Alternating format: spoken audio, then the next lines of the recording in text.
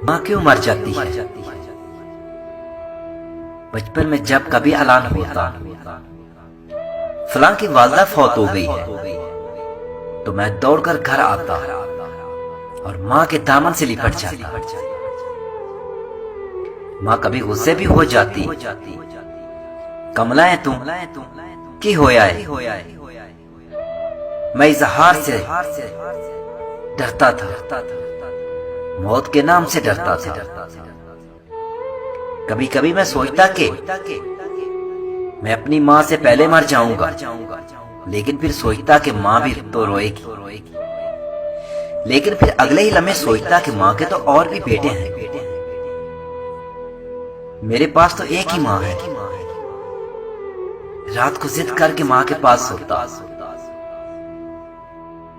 माँ दूसरी तरफ मुंह करके सोती तो मैं माँ के अपनी तरफ मुंह करने तक जागता रहता, और जैसे ही माँ मेरी तरफ मुंह करती तो माँ की सांसें मुझे तपते सहरा में बादे सबा के चौकों की तरह महसूस होती।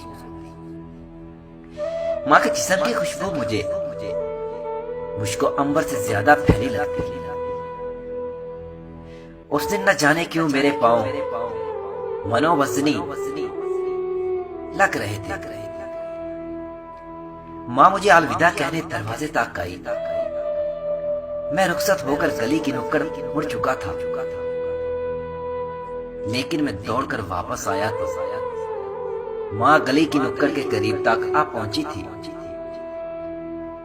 मैंने दौड़कर माँ को गले लगा लिया। आज जैसी बेचैनी मुझे कभी महसूस नहीं हुई थी। माँ ने कहा, जा पुत्र, दफ्तर वाले साहब गुस्से होंगे। आखिरी बात माँ की आज भी मुझे रुला देती है। पुत्र, तेरी आवाज नहीं आती, और आज मैं सोचता हूँ माँ कहाँ हो, तुम्हारी आवाज क्यों नहीं आती। और लाइन कट गई। शाम को माँ चली गई, लाइन हमेशा के लिए कट गई, लेकिन दुआओं की लाइन तो कभी नहीं टूटी ना। माए मेरी भोली माए, अगर तकदीर इजाजत देती तेरे साथ उतर जाता मैं घूर के कब अंधेरों में।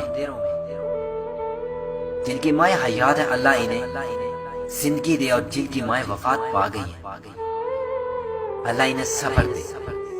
आमीन।